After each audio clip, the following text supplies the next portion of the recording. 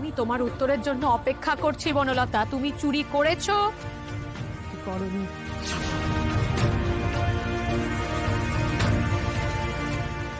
বনলতা, তোমাকে তো একটা কথা জিজ্ঞেস করছে, তার উত্তর দাও।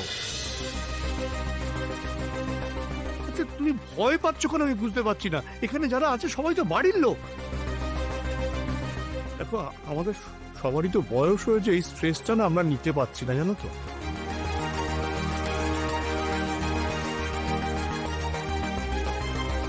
মানে তোমার কিসের ভয়? আচ্ছা, কে কে তোমাকে ব্ল্যাকমেল করছে বলো তো? কেন ব্ল্যাকমেল করছে, মানে কি কারণে ব্ল্যাকমেল করছে সেটা আমাদের সবাইকে বলো না। আমি জানি না, আমি জানি না, প্লিজ আমাকে জোর করুন, আমি কিচ্ছু বলতে পারবো না, প্লিজ আমাকে জোর করুন। জানো না, কি জানো না তুমি বনলতা? তুমি চুরি করেছো না করনি সেটা তুমি জানো না? হ্যাঁ বা না বলতে তোমার এত অসুবিধা হচ্ছে?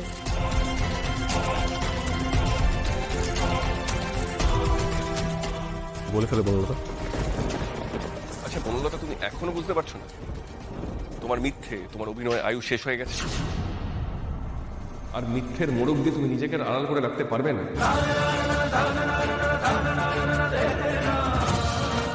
জানো তো, আদালতেও যদি অপরাধী নিজের দোষ স্বীকার করে তাহলে কখনো কখনো আদালতও তার উপরে নরম হয়। তুমি এখন পরিবারের আদালতের সামনে দাঁড়িয়ে বনলতা, একটু সত্যি কথাটা বলে ফেলো। তোমাকে হয়তো কেউ কেউ মাফ করে দিতে পারে। বনলতা, তুমি চুপ করে থেকে কিন্তু কোনো লাভ নেই। তোমার সেই বিয়ের দিন থেকে জমানো মিথ্যেগুলো কিন্তু সবকিছু ভেঙে পড়েছে।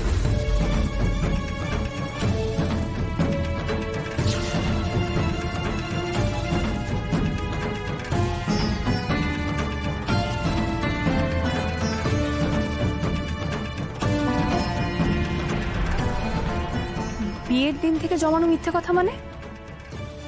বৌদি ভাই, বনলতার বিয়ের পরের দিন চলে যাওয়ার পিছনে আসল কারণটা কিন্তু শুধু আমিই জানি। বনলতা, তোমার সব অন্যায়ের পিছনে কিন্তু একটাই কারণ। তুমি যদি সেই সময়ে সত্যি কথাটা যদি বলতে, যদি তখনই সবাইকে সবকিছু যদি জানাতে, তাহলে আজকে এতটা তোমাকে নিচে নামতে হতো না, আর এত এত মিথ্যের পাহাড়ও জমতো না। শোন কৃষ্ণ, তোর এই সাসপেন্স ক্রিয়েট করা কথাগুলো শুনতে আমার আর ভালো লাগছে না।